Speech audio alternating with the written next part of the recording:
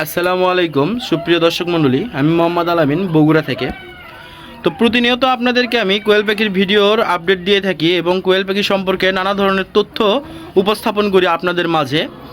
এবং এর পাশাপাশি আপনারা জানেন আমার চ্যানেলে বিভিন্ন ধরনের গরুর খামার এবং বিভিন্ন ধরনের গরুর অসুখ বিসুখ রোগ বালাই সব কিছু সম্পর্কে তথ্য দেয়া আছে, এগুলো আপনারা চাইলে দেখে নিতে পারেন। তারই ধারাবাহিকতায় আজকে আমরা আমাদের কোয়েল পাখির খামারে আবারও আসলাম। আজকে হচ্ছে আপনার 4 ডিসেম্বরের 4 তারিখ 2024 সাল। তো দেখতে পাচ্ছেন আমাদের কোয়েল পাখিগুলো ডিম পাড়ছে অলরেডি, অনেকগুলো ডিম পাড়া শেষ প্রায়। এখন হয়তো বা আর অতটা ডিম পারবে না, ডিম পাড়া শেষের পথে। তো ডিমগুলো আমরা উঠাবো। তো এই যে অনেক দিন ধরে আপনাদেরকে ভিডিও দিই না আমি, যে আমাদের কোয়েল পাখিগুলো কত পার্সেন্টে এবং কী পার্সেন্টে আমাদের ডিম দিচ্ছে এবং ডিম বৃদ্ধি কীভাবে করবেন আপনি, এসব সম্পর্কে অনেক দিন হলে আমি বলি না। তো আজকে আমি চিন্তা করলাম যে আপনাদেরকেও জানাই যে আমাদের কোয়েল পাখি বর্তমানে কতগুলো ডিম দিচ্ছে, আমাদের কতগুলো কোয়েল পাখি আছে বর্তমানে খামারে এবং কতগুলো ডিম দিচ্ছে, কত পার্সেন্টে ডিম দিচ্ছে এবং আমাদের কোয়েল পাখি বর্তমানে কী খাবার খাচ্ছে এবং কতগুলো খাচ্ছে। তো সব কিছুই জানতে পারবেন, দেখতে পারবেন। দয়া করে আমার ভিডিওটি দেখতে থাকুন, ইনশাল্লাহ সব কিছুই আপনাদেরকে আমি জানাবো। তো আলহামদুলিল্লাহ দেখতে পাচ্ছেন আমাদের কোয়েল পাখিগুলো মোটামুটি ঝরঝরে এবং ফুরফুরে আছে। কোয়েল পাখির মোটামুটি অন্য ধরনের কোনো সমস্যা নাই। আমার দেখা মতো অনেক ভাইয়ের খামারে কোয়েল পাখি এই শীতের সময় অনেক সময় ঠান্ডা লেগে যায়, ঠান্ডা লাগছে অনেক খামারে আমার দেখছি আমি। তাদের খামারে অনেক ভাই প্রশ্ন করছে, ভাই ঠান্ডা লাগছে, নাক দিয়ে পানি আসতেছে, কোয়েল পাখি সনসন করতেছে, কোয়েল পাখি পাখাগুলো দুই সাইডে নেমে দিছে, এখন কি করব। আসলে ঠান্ডা লাগার কারণ হচ্ছে এখন যেহেতু আমাদের শীতের কনকনে শীতের তো এই শীতের সময়টা আমরা অবশ্যই তাদের বায়োসিকিউরিটিটা আমি মেনটেন করব, অর্থাৎ কোয়েল পাখির ঘরে যেন কোনো প্রকারের বাতাস যেন না আসতে পারে।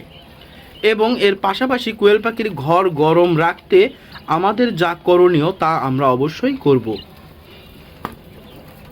আমাদের কোয়েল পাখির ঘর গরম রাখতে আমরা সকালবেলা রোদ্র উঠলে তখন আমরা পর্দাগুলো উঠায় দিব এবং সন্ধ্যার আগেই আমরা যখন দেখব রোদের তাপটা একটু কমে গেছে তখন আমরা আবারও পর্দা নেমে দেব এবং ঘরের ভিতরে লাল বাল্ব বা যেটার তাপমাত্রা বেশি হয় সে বাল্বটা আমরা কোয়েল পাখির রুমে জ্বালিয়ে দিব। তাহলে ইনশাল্লাহ আশা করা যায় আপনার কোয়েল পাখিকে ঠান্ডা রোগে আক্রান্ত হবে না।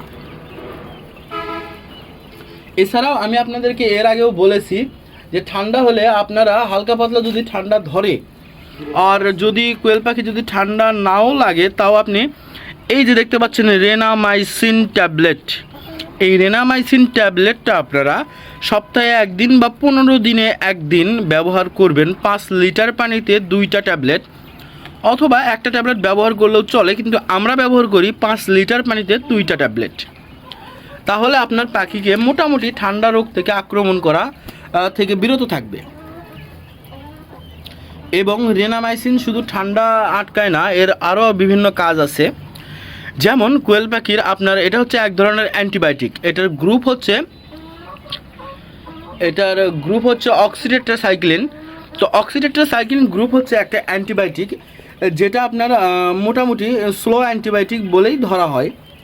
তো এইটার বিভিন্ন কাজ হচ্ছে আপনার কোয়েল পাখি যদি ঠোকরাঠুকরির কারণে বিভিন্ন জায়গায় যদি ক্ষত হয়ে যায় সেই ক্ষতটা শুকাবে, প্লাস হচ্ছে আপনার কোয়েল পাখির যদি ডিমের প্রোডাকশনের ক্ষেত্রে কোনো সমস্যা হয় সেটা ক্লিয়ার করবে এবং আপনার ঠান্ডা রোগ থেকে বাঁচাবে।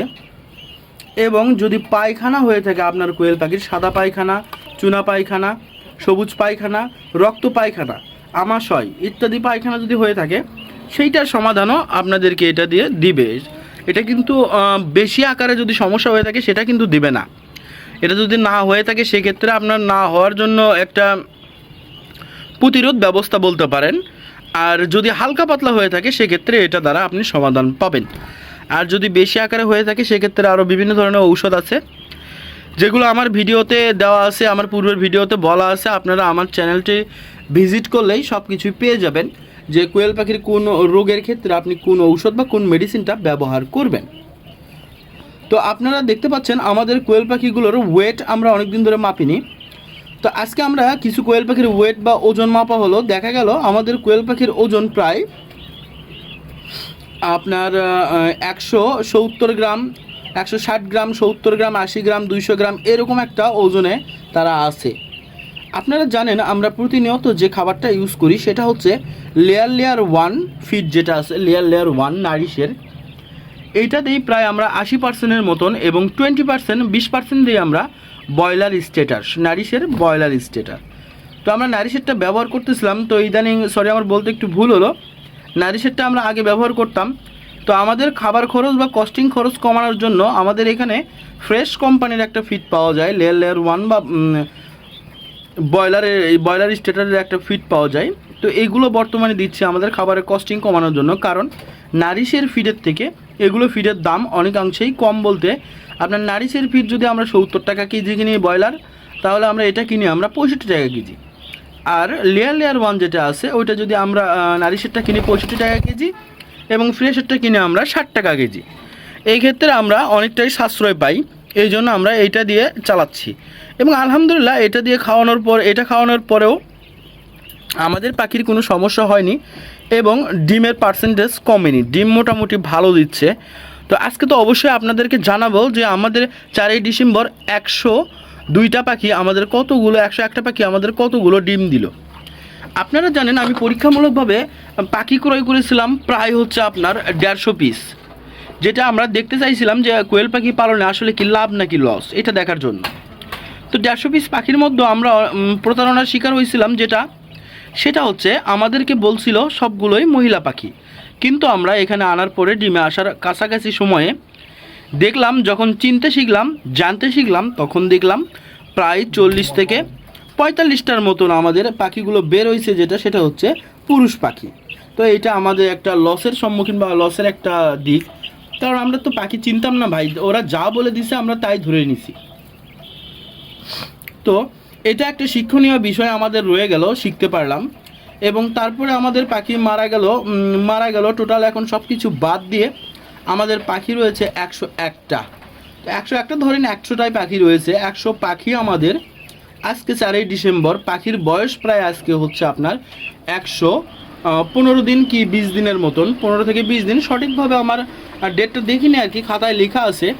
তো একদিন আপনাদেরকে আমি আমার ভিডিওতে আমাদের কোয়েল পাখির হিসাব নিকাশ, যেহেতু আমি পরীক্ষামূলকভাবে খামার করতেছি, এই কারণে কোয়েল পাখি আমি কত টাকা দিয়ে ক্রয় করলাম, কোয়েল পাখির পিছনে আমার কত টাকা কস্টিং খরচ যাচ্ছে, সব কিছু ডিটেলস আমরা লিপিবদ্ধ করে রাখি। আপনাদেরকে অবশ্যই একদিন আমি এটার ভিডিও দেখাবো, হিসাব নিকাশ নিয়ে আমি একটা ভিডিও দেখাবো, তাহলে আপনারাও ধারণা পাবেন যে আসলে কোয়েল পাখি কেমন খরচ হয় এবং কোয়েল পাখি থেকে কেমন টাকা লাভ করা যায়। তো আমাদের 101টা পাখি আছে বর্তমানে। তো 101টা পাখি এই 115 থেকে 20 দিন বয়সে কতগুলো ডিম দিল সেটা আপনাদেরকে জানাবো। আর একটা কথা, সেটা হচ্ছে আমাদের এই পাখিগুলো ডিম দেখতে পাচ্ছেন না, কিছুটা ছোট কিছুটা বড়। এটার কারণ আপনারা অবশ্যই জানেন যে এর আগে আমাদের পাখির সমস্যা হয়েছিল, সেটা হচ্ছে ডিম আটকে আটকে পাখিগুলো মারা যাচ্ছিল, যার ফলে আমাদের যেটা সাজেশন অনুযায়ী যে মেডিসিনটা দিতাম এডিটা আমরা অফ করে দিয়েছি, কারণ ডিম যেন বড় না হয়। এই কারণে আমরা এডিটা অফ করে দিয়েছি, যার ফলে আবারও দেখতে পাচ্ছেন এই যে কিছু ডিম ছোট কিছু ডিম বড় এই ধরনের ডিমগুলো আসতে শুরু করছে। তো আমরা এই সমস্যার সমাধান অবশ্যই করব, কারণ এভাবে চলতে থাকলে কোয়েল পাখি খামার করে আমরা ভালো লাভ করতে পারবো না। আর ভালো লাভ যদি না করতে পারি তাহলে আপনাদেরকেও খামার করতে উৎসাহিত করতে পারবো না। তো আমরা ডিমগুলো উঠাই, আপনারা দেখতে থাকুন। আমরা ডিমগুলো জড়ো করি, উঠে গণনা করে জানাবো যে আমাদের 24 সালের শেষ মাসে কোয়েল পাখি আমাদেরকে কতগুলো ডিম দিল এবং আমাদের কতগুলো পাখি রয়েছে, সব কিছু আপনারা জানলেন। তো দেখতে থাকুন, ডিমগুলো জড়ো করি। তো আপনারা জানেন ডিমগুলো উঠানোর জন্য আমাদের একটা যন্ত্র আছে বা হাতিয়ার আছে, এইটা সম্পর্কে আপনাদেরকে এর আগেও আমি জানাইছি যে এটা আমরা নিজের জ্ঞানে বা নিজের বুদ্ধিতে বের করছি। কারণ আমাদের এটা যেহেতু খাসা, ডিমগুলো সংগ্রহ করতে কষ্ট হয়, ভিতরে ঢোকা যায় না।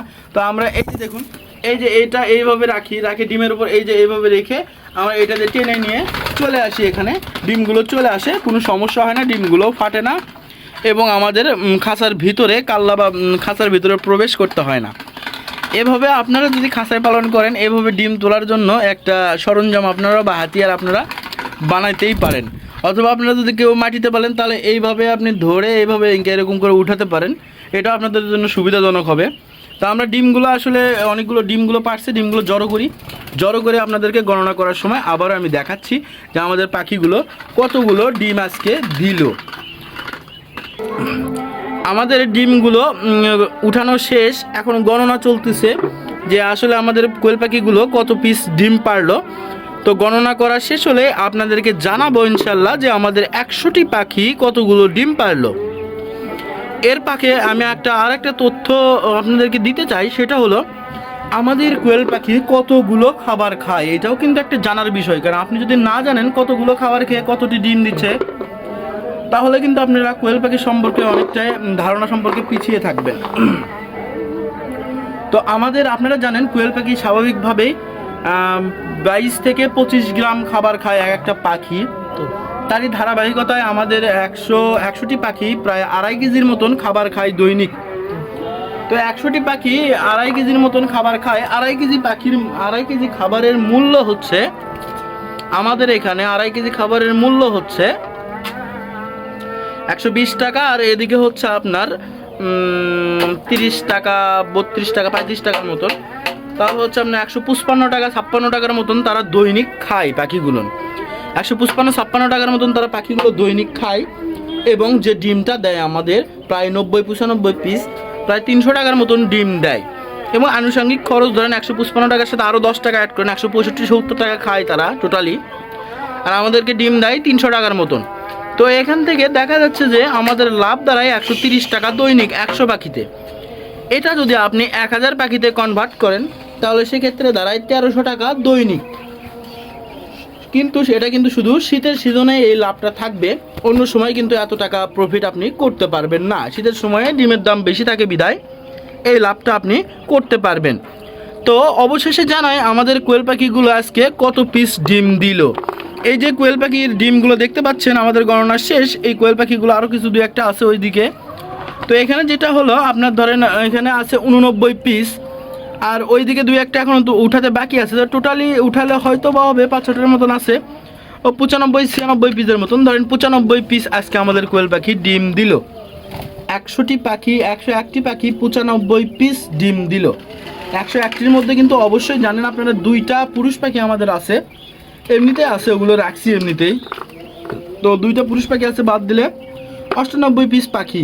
তো 98 পিস পাখি আমাদের ডিম দিল 95 পিস। তো এটা কিন্তু খারাপ না, মাশাআল্লাহ ডিমের প্রোডাকশন মোটামুটি ভালো, কিন্তু একটু ডিমের সাইজগুলো ছোটো হয়েছে আমাদের এডি না দেওয়ার কারণে। তো আমরা সমস্যাজনিত কারণে এডিটা দিতে পারছি না, সেটা আপনারা ভালো করেই জানেন। তো সবাই ভালো থাকবেন, সুস্থ থাকবেন। আজকের মতো এ পর্যন্ত, আবারও দেখা হবে পরের কোনো টপিক নিয়ে, পরের কোনো ভিডিওতে। আসসালামু আলাইকুম ওয়া রাহমাতুল্লাহি ওয়া বারাকাতুহু।